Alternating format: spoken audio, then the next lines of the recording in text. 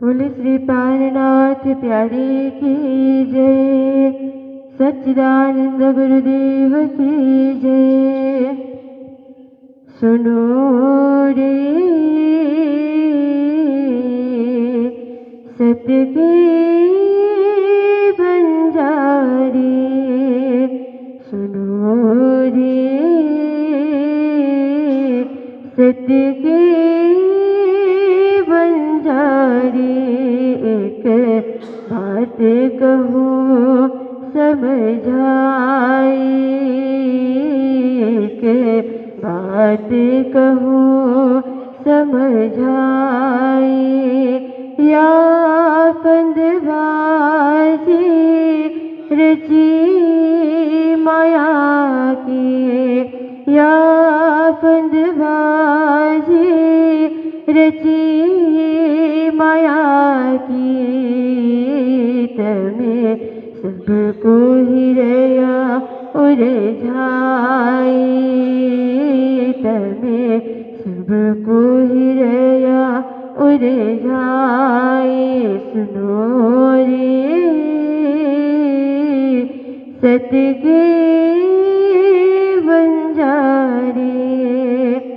आके आन के फांस लगाए, वे भी उलटे दई उलटाए।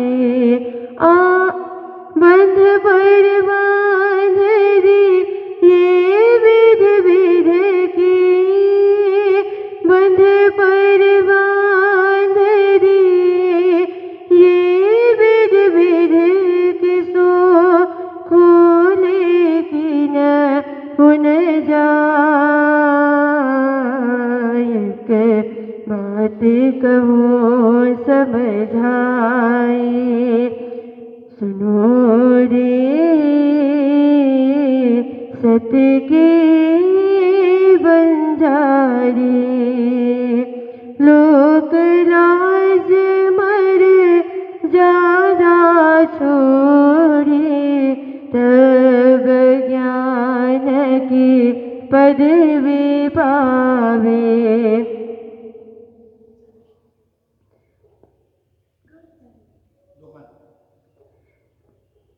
एक आग जो छोटी बुझाई, एक आग जो छोटी बुझाई। त्यों दूजी मोटी लगाई। एक बात कहूँ समझाई। सुनो रे सत्य के बंजारे। कोट सेवक करो नाम निकालो, इष्ट छला बढ़ाए। सेवा कराओ सत्य गुरु कहलाओ, सेवा कराओ सत्य गुरु कहलाओ। पर अलख देव लखाए, बात कहूँ समझाई, बात कहूँ समझाई। सुनो रे सत्य के बंजारे। महामत कहे सा वाचित हो यो, मिल्या है अंकुर आई, मिल्या है अंकुर आई। झूठ छूटे साच पाए, झूठ छूटे साच पाए। सतगुरु ली बात कहूँ समझाई, एक बात कहूँ समझाई, सुनो रे सत्य की बंजारी। बोले श्री प्राणनाथ प्यारे की जय।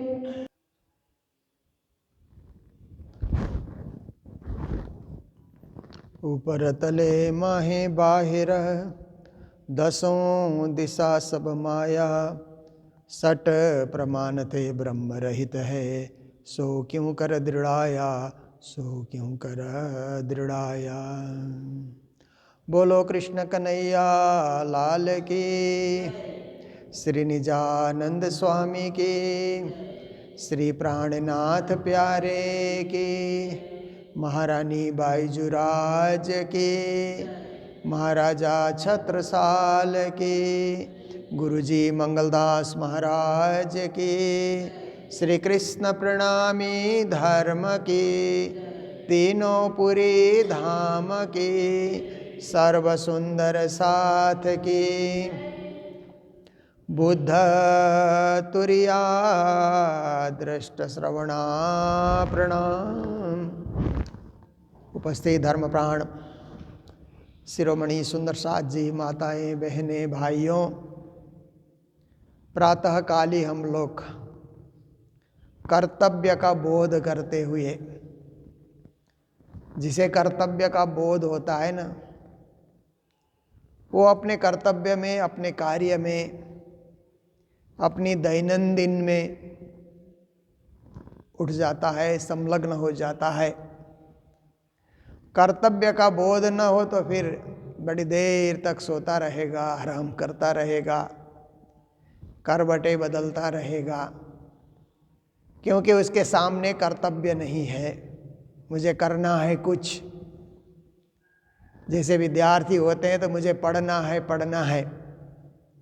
कर्तव्य का बोध हो जाए तो देर रात तक भी पढ़ते हैं, सुबह भी जल्दी उठ करके पढ़ते हैं, पढ़ाई में ध्यान लगाए रखते हैं। ऐसे ही व्यापारी को कर्तव्य का बोध हो जाए तो व्यापार में एकदम संलग्न रहेगा, व्यापार बढ़ाता रहेगा, विस्तार करता रहेगा, किस व्यापार में मुनाफा आए पता करता रहेगा। ऐसे ही राजनेता को कर्तव्य का बोध होना, जनता से मिलना, जन सेवा करना, लोक कल्याणकारी कार्य करना, तो ये सब क्या है, कर्तव्य बोध से होता है। और हम लोगों को कर्तव्य बोध है मंगल धाम की सेवा में संलग्न रहना। ये हम लोगों ने अपने जीवन का कर्तव्य मान लिया। जो कुछ भी मंगल धाम में कार्यक्रम होते हैं तो उपस्थित होना, सेवा में संलग्न रहना, सजग रहना, सक्रिय रहना और सकुशल रहना, ये सब हमने यहाँ सीखा गुरु जी के चरणों में रह करके। यही हमारे लिए कर्तव्य है। देखिए, तीन शब्द एक जैसे मिलते जुलते होते हैं ना, मंतव्य, वक्तव्य, कर्तव्य कहते हैं ना। तीनों शब्द में एक जैसा उच्चारण होता है, पर उनका रहस्य भिन्न भिन्न है। एक होता है मंतव्य। मंतव्य क्या है? मन की बातें बोलना है। मन में जो बातें उठती है लोगों को समझाते रहना, सुनाते रहना, मुझे ऐसा लगता है, मुझे ऐसा लगता है। मन की बातें, जैसे प्रधानमंत्री जी है, मन की बातें करते हैं ना रेडियो में। वे तो देश के लिए, समाज के लिए, भारत के उत्थान के लिए, विश्व में भारत का नाम कैसे ऊंचा हो, इसके लिए अपना विचार, अपने मन की बात रखते हैं। पर सर्वसाधारण मन की बातें रखेंगे तो मन में जो असंतोष है, मन में जो असफलताएं हैं, मन में जो छोटी छोटी जो है विचार और दुर्गुण उत्पन्न होते हैं, ऐसे मन की बातें रख करके कभी कभी कहीं प्रवचन में ऐसे लोगों को खड़ा कर दिया जाए तो अपने मन की बात, मन मर्जी बातें, और उनको कहाँ कहाँ जो है प्रवचन करने को नहीं मिला या कहाँ कहाँ उनको उठने नहीं दिया गया, वो लंबी बातें करते रहते हैं। मन की बातों से लोगों का भला नहीं होगा। लोग उससे क्या करेंगे, क्या सीखेंगे? तो दूसरा शब्द है वक्तव्य। वक्तव्य का अर्थ होता है पढ़ करके, शास्त्र पढ़ करके, वाणी पढ़ करके, गीता पढ़ करके प्रवचन करना, वक्तव्य उसको कहा जाता है। तो ऐसे स्पीच कहते हैं ना, तैयारी करके कोई भी स्पीच कहीं देना है तो तैयारी होती है ना। वक्तव्य देने के लिए तैयारी की जरूरत होती है, बिना तैयारी वक्तव्य नहीं, मंतव्य ही हो जाता है, मन की बातें ही होती है। तो वक्तव्य थोड़ा मंतव्य से ऊंचा है, उच्च कोटि का माना जाता है कि वो अच्छी तरह बोल रहा है, प्रामाणिक बातें बोल रहा है। और तीसरा शब्द है कर्तव्य। कर्तव्य है जीवन में उतारना, पग पग में उतारना, जो बोलता है उसे उतार लेना। मंतव्य और वक्तव्य देना आसान होता है। मंतव्य मन की बात है, कोई भी सुना देगा, वक्तव्य पढ़ करके कोई भी प्रवचन कर देगा। पर कर्तव्य करने के लिए खुद को संलग्न करना पड़ता है, खुद को जोड़ना पड़ता है, खुद को क्रियाशील बनना पड़ेगा और अपने ऊपर ही प्रयोग होगा। जो कुछ हमने पढ़ा है वो अपने पर भी प्रयोग होगा। तो ऐसे हम कर्तव्यनिष्ठ होकर के हम मंगल धाम में, पवित्र धाम में, गुरु जी के चरणों में गुरु कृपा पात्र बन करके हम लोग अपने जीवन को सजा रहे हैं, सुंदर बना रहे हैं, साकार बना रहे हैं। तो वाणी चर्चा अंतर्गत वेदांत का प्रकरण चल ही रहा है, काफ़ी लंबे दिनों से हम लोग सुनते आ रहे हैं। और समझदार जो होते हैं, जिनको रुचि होती है वेदांत में, उनके लिए रुचिकर विषय है, और जिनको रुचि नहीं उनके लिए एक शुष्क विषय भी हो जाता है, सूखा विषय वेदांत। पर रुचि लेने वाले उसके भी श्रोता मिल जाते हैं, वो बड़े ध्यान से सुनते हैं, जीवन का, जीव जगत और ब्रह्म का रहस्य समझते हैं, जीवन का अर्थ, जीवन का मूल्य, जीवन का रहस्य वेदांत के माध्यम से समझते हैं। तो हमारे दर्शन में वेदांत दर्शन, योग दर्शन, भक्ति दर्शन, अनेक प्रकार के दर्शन है, पर ये तीन प्रमुख माने जाते हैं। योग दर्शन में योग के द्वारा अष्टांग योग को साधना योग दर्शन हुआ। वेदांत दर्शन के द्वारा जीव जगत और ब्रह्म को समझना, फिर जीव को जगाना। और एक है भक्ति दर्शन, जैसे भागवत में भक्ति दर्शन है, तारतम्बाणी में भी भक्ति दर्शन है। तो अपने मन को भक्ति के रंग में रंग करके उस दर्शन से अभिभूत हो जाना, उस दर्शन से अपने आप को अलंकृत करना, सुशोभित करना, ये भक्ति दर्शन कहा जाता है। तो भक्ति दर्शन रुचिकर, सरल, सुगम, सरस ऐसा दर्शन है। बाकी दर्शन जटिल, कठिन और जल्दी से उसको जीवन में हम लोग उतार नहीं पाते हैं। फिर भी उसको उतारने वाले भी नहीं हैं, उसके ग्राहक भी हैं, इसीलिए दर्शन शास्त्र लिखे जाते हैं। तो श्री प्राणनाथ जी महाराज के सामने दार्शनिक लोग आकर के बातें कर रहे हैं। बुद्ध तुरिया दृष्ट श्रवणा, जोलों पहुँचे मन, उत्पन्न सारे आवटें, जो कछु कहिए बचन न। अब देखिए, बुद्धि के द्वारा विचार किया जाता है ना, क्योंकि हमारे में मन भी है, बुद्धि भी है। मन तो कल्पनाएं करते रहता है, पर बुद्धि निश्चयात्मक सोच लेकर के चलती है, बुद्धि दृढ़ है। मन से गहराई में बुद्धि का स्थान है। मन तो ऊपर ही ऊपर है, पर बुद्धि गहराई में है। तो इसलिए बुद्ध करके यहाँ कहा कि अपनी बुद्धि को जगाना, जागृत बुद्धि। तुरिया, सुसुप्ति, स्वप्न, जागृत कहते हैं ना, जागृत अवस्था में बुद्धि को रखना। फिर तुरिया कहते हैं ध्यानावस्था में बुद्धि को पहुंचाना, चित्त के द्वारा परमात्मा को ध्यान करना। दृष्ट कहते हैं आंख से देखना, कई कई चीज़ें आंख से देख करके भी हमें बड़ा अनुभव होता है। आंख से हम सत्शास्त्रों को देखते हैं तो बड़ा अनुभव होता है। आंख से हम किसी मंदिर के दर्शन करते तब भी अनुभव होता है। और फिर श्रवणा, कान से सुन करके, बहुत सारी बातें हम कान से सुनते हैं तो विश्वास कर लेते हैं। पर आज कलयुग ऐसा है कि सब बातें विश्वास करने जैसी नहीं होती है। सुनी सुनाई लोग बातें सुनाते हैं ना, इसीलिए श्रवण को भी साधना पड़ेगा। कई लोग हमारे कानों में आकर के कुछ बातें डालते हैं तो उसमें सत्य है कि नहीं, उसकी खोज करनी पड़ेगी।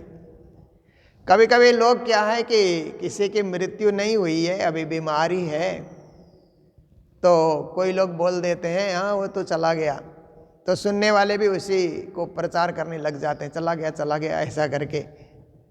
बाद में सत्य का पता किया जाता है तो नहीं, अभी तो वो जिंदा है, ऐसा भी हो जाता है। इसलिए इस कलियुग के अंतर्गत लोग क्या है कि ऐसी अफवाहें फैला देने वाले, झूठी बातें कर देने वाले भी बहुत सारे लोग होते हैं। इसलिए कान से जो सुनते हैं उसको भी सत्य से तुलना करके देखना कि इसमें सच्चाई क्या है, उसका भी अनुसंधान करना। आँख से देखते हैं तो उसमें भी अनुसंधान करना कि मैंने जो देखा है क्या यही सही है, कि मेरे से बड़ों ने और क्या देखा, उनकी दृष्टि में क्या आया, ये भी पता करना। मेरे ध्यान में जो आया वही सर्वस्व नहीं है, गुरुजनों के ध्यान में क्या आया, तुरिया उसको कहा जाता है। मेरी बुद्धि जहाँ तक पहुँचती है वही सब कुछ नहीं है। महामती की बुद्धि कहाँ तक जाती है, क्योंकि हम तो महामती के उपासक हैं, महामती के पद चिन्हों पे हम लोग चलते हैं, तो महामती की बुद्धि कहाँ तक पहुँची हुई है, ये भी सब विचारणीय विषय है। जो लोग पहुँचे मन, और जहाँ तक मन भी पहुँचता है, क्योंकि मन की पहुँच कुछ दूर तक होती है, बाकी बुद्धि, ध्यान, दृष्टि, श्रवण, इनकी पहुँच थोड़ी लंबी होती है। तो श्री जी महाराज कहते हैं उत्पन्न सारी आवटें पर, सृष्टि जो हुई है, जगत की सृष्टि जो भी उत्पत्ति जगत के अंतर्गत हुई है, ये सब क्या है कि ये क्षणिक है, नाशवंत है। ये झूठी माया से ये सब उत्पन्न हुए हैं जो चीज़ें हैं।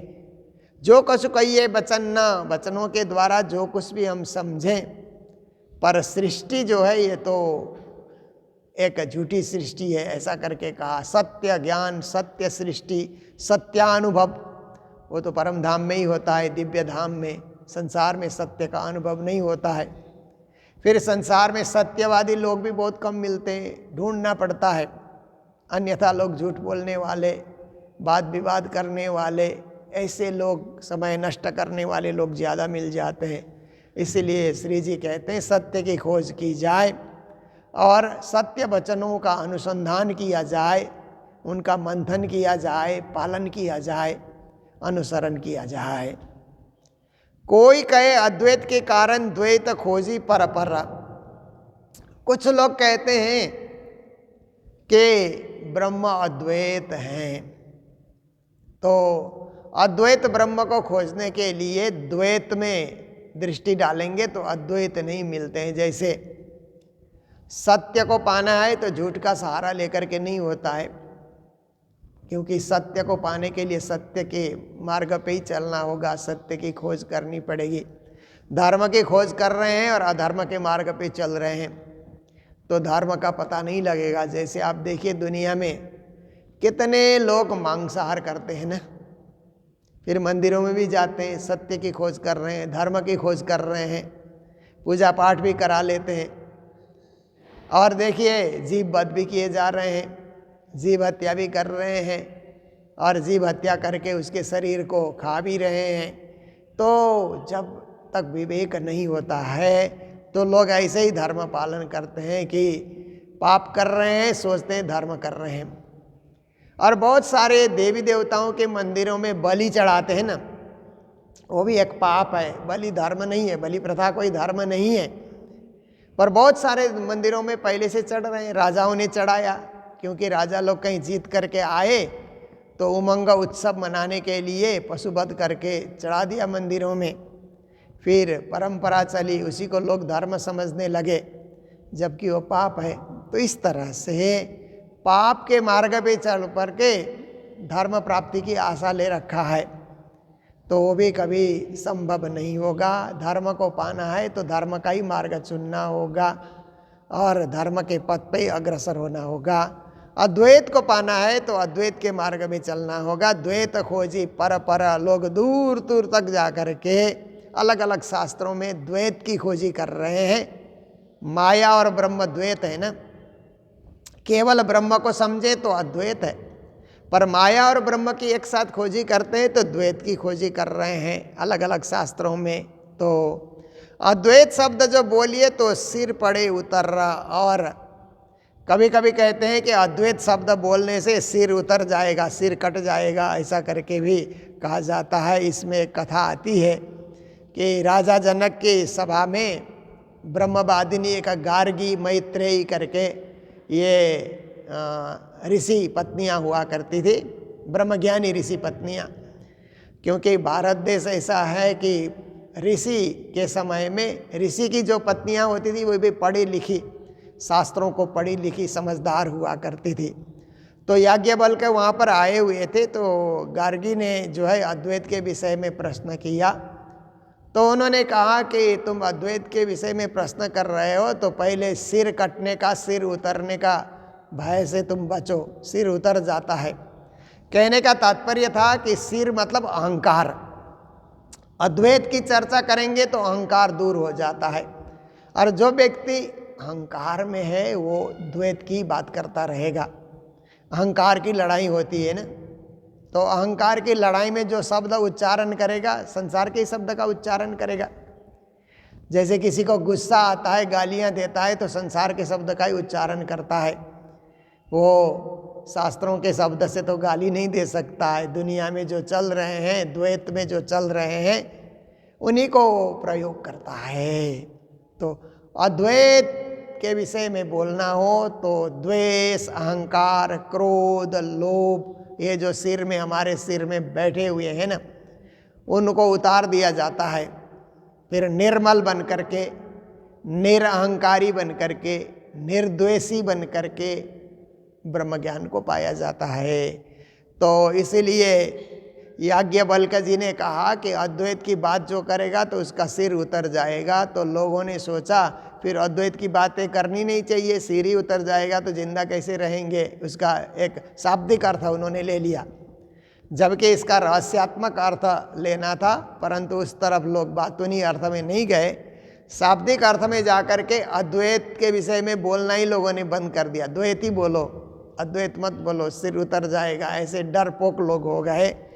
तो श्री प्राणनाथ जी महाराज कहते हैं ऐसे डरने से कोई बात नहीं है। प्राणनाथ जी ने वाणी में जो खिलवत, परिक्रमा, सागर, श्रृंगार, ये 4 ग्रंथ अद्वैत के विषय में ही कहा है। पूर्ण ब्रह्म परमात्मा अखंड है, अद्वैत है, सनातन है। तो ऐसे परब्रह्म परमात्मा का धाम कैसा, लीला कैसी, उनका स्वरूप कैसा और उनकी वाणी कैसी, ये सब अद्वैत की प्राणनाथ जी ने वाणी में चर्चा की है। तो उन वेदांतियों को भी कहते हैं कि आप भी अद्वैत की चर्चा करें। द्वैत की चर्चा करके तो ब्रह्म ज्ञान भी नहीं मिलेगा और परम पद की प्राप्ति भी नहीं होगी। कोई कहे अद्वैत के आड़े सब अद्वैत का विस्तार, छोड़ अद्वैत आगे वचन किने न किया निराधार। कुछ वेदांती वहाँ पर कहते हैं कि अद्वैत की बातें करें तो भी द्वैत का ही विस्तार होता है, क्योंकि अद्वैत के सामने भी द्वैत खड़ा है। कभी कभी फूलों तक जाने के लिए कांटे होते हैं ना, कांटों को पार करो तो फूल तक पहुंच सकते हैं, पर कांटे ही हाथ में चुभ जाएंगे तो लोग वहीं से हाथ को हटा लेते हैं, गुलाब के फूल तक पहुंच नहीं पाते हैं। इसी तरह अद्वैत तक लोग न जा करके द्वैत में अटक जाते हैं। छोड़ अद्वैत आगे वचन, द्वैत को छोड़ करके अद्वैत की बातें उनके मुख से निकलती नहीं है। किने न की वो निर्धार, किसी ने भी ये निश्चय करके निश्चयात्मक बुद्धि से किसी ने नहीं बताया। भौम का सात कही वशिष्ठे तामे पांचमी केवल विदेही, छठी को शब्द न निकसे तो सातवीं दृढ़ क्यों हो ही। ये गजब की चौपाई है। श्री प्राणनाथ जी महाराज कहते हैं कि रामचंद्र जी को वशिष्ठ ऋषि ने योग वशिष्ठ करके एक वेदांत सुनाया, जो ग्रंथ आज भी उपलब्ध है, धार्मिक ग्रंथ माना जाता है। ऋषि वशिष्ठ के द्वारा दर्शाए गए श्री राम को मार्गदर्शन जो उन्होंने किया, योग वशिष्ठ। तो प्राणनाथ जी कहते हैं कि वशिष्ठ ऋषि ने 7 भूमि की उसमें चर्चा की है। भौम का 7 कही वशिष्ठे, तामे 5वीं केवल विदेही, और 5वीं भूम तक विदेही लोग जा सकते हैं। छठी को शब्द नहीं निकले, छठी भूम में जाने के लिए किसी के पास शब्द नहीं है, शब्द उच्चारण करके वो जा नहीं सकता है, वो तो ज्ञानी बन करके ही जाएगा। 7वीं दृढ़ क्यों हो, और 7वीं भूमिका में दृढ़ता से कौन जा सकता है, वो तो और ऊंची भूमि है, उस 7वें आसमान तक कोई पहुंच नहीं सकता। ऐसा करके उन्होंने प्रभु राम को समझाया। तो श्री प्राणनाथ जी महाराज इसका विश्लेषण करते हुए उन वेदांतियों से बोलते हैं कि 7 भूमिका क्या है कि एक शुभेच्छा करके भूमिका है, मोक्ष की इच्छा रखना, ये भी एक क्या है कि ज्ञान की एक भूमिका मानी जाती है। और दूसरा विचारणा करके है, शास्त्रों पर विवेकपूर्ण विचार करना, ध्यानपूर्वक विचार करना, ये भी एक दूसरी भूमिका है। तीसरी भूमिका है तनुमानसा, अनासक्त रहना, किसी विषय में आसक्त नहीं रहना, आसक्ति का त्याग कर देना, बस सब परमात्मा का है, मेरा कुछ नहीं, मैं और मेरा कुछ नहीं, शरीर भी मेरा नहीं है, मेरी आत्मा भी परमात्मा की, ऐसे अनासक्त भाव से रहना। सत्वापत्ति, मन की शुद्धि, परमात्मा को पाने के लिए सदा सदा अपने मन को शुद्ध रखना, पवित्र रखना, ये भी एक मोक्ष की सीढ़ी है। फिर असम शक्ति कहते हैं सांसारिक पदार्थों से असंग रहना, निर्विकल्प रहना, समाधि भाव में रहना। पदार्थ भावना है कि ये पदार्थ जो है भीतर से बाहर से ये पदार्थ में ही आकर्षित नहीं रहना, पदार्थ को समझ करके इनसे अपने मन को ऊपर उठा लेना। ये सब चीज़ें जो है, सृष्टि जो है, ये सृष्टि क्या है, पदार्थों की सृष्टि है, 5 तत्व की सृष्टि है, पर इनसे परे की भावना हम लेकर के सृष्टि से परे हम सोचते हैं, ऐसा सोचना। और 7वें नंबर में तुर्यगा है, आत्मा भाव में लीन रहना, सदा आत्मीय भाव में रहना, शरीर भाव में, इंद्रिय भाव में, मन के भाव में नहीं रहना, बस परमात्मा के भाव में सदा संलग्न रहना। ये 7 नंबर में ये 7 अलग अलग योग वशिष्ठ से ये जो 7 भूमिका की बातें निकाली गई। तो श्री जी कहते हैं कि विदेही लोग 5वीं भूमिका तक जाते हैं, छठी ये पदार्थ भावना का शब्द उनसे निकलता नहीं है, और तुर्यगा भावना में, आत्मनिष्ठ भावना में वो पहुंच नहीं पाते हैं। वहाँ पहुँचते हैं केवल ब्रह्म सृष्टि, जिनको परमधाम की दिव्य आत्माएं कहा जाता है, उनकी वहाँ पर पहुँच होती है, गम होती है। इसीलिए ब्रह्म सृष्टि पद को पाने के लिए प्रयत्नशील रहना चाहिए, जागृत रहना चाहिए। ऐसी शिक्षा श्री जी महाराज ने उन वेदांतियों को दी। तो प्रसंग तो आगे भी बढ़ता जा रहा है, परंतु हमारा समय यहीं पूरा होता है। हम लोग ऑनलाइन चर्चा में आधा घंटा रोज़ बैठते हैं और श्री जी की बातों से अवगत होने के लिए, अपने जीवन को वाणी से जोड़ने के लिए रोज़ रोज़ हम लोग प्रयास करते हैं, ताकि वाणी से भिन्न हमारा विचार न हो। जो श्री जी का विचार वही हमारा विचार हो, एक विचार हो, ताकि हमें उस दिव्य परम धाम की प्राप्ति में किसी प्रकार कोई भुलवनी ना आ जाए, कोई भटक ना आ जाए, सीधा सीधा हमारी आत्मा परम धाम में जागे। इसके लिए उनकी वाणी हम रोज़ सुनते रहते हैं। तो आइए, आज के दिन जो सेवाएं आई है, हमारे ही धर्म प्रचारक लीलारस सागर जी का 26 तारीख को जन्मदिन था, पर वो 26 जनवरी में वे भी बाहर थे, इसीलिए उन्होंने आज भंडारे की सेवा दी है। तो उनको भी जन्मदिन की बहुत बहुत बधाई, मंगल बधाई। और महाराष्ट्र मुंबई से अजीत प्रेम जी और विनोद ठक्कर परिवार की ओर से मंगल धाम के लिए सेवाएं प्राप्त हुई है, उनको भी मंगल बधाई, मंगल कामनाएं देते हैं। और इसी के साथ फिर हमारे पास जो और सेवा आई है उसमें महाराष्ट्र नवी मुंबई निवासी कमलेश चित्रा ठक्कर और उनके सुपुत्र उत्कर्ष ठक्कर की ओर से भी प्रतिवर्ष की भांति बालिका आश्रम और बाल आश्रम के लिए जो पढ़ाई की सेवा और राजभोग की सेवा प्रतिवर्ष आती है, उनकी ओर से भी यह सेवा आई हुई है। तो सपरिवार को मंगल बधाई, मंगल कामनाएं देते हुए आज के प्रसंग को यहीं विराम दे रहे हैं। बोलो सतगुरु महाराज की, श्री प्राणनाथ प्यारे की, सर्व सुंदर साथ की, भौम का सात कही वशिष्ठे,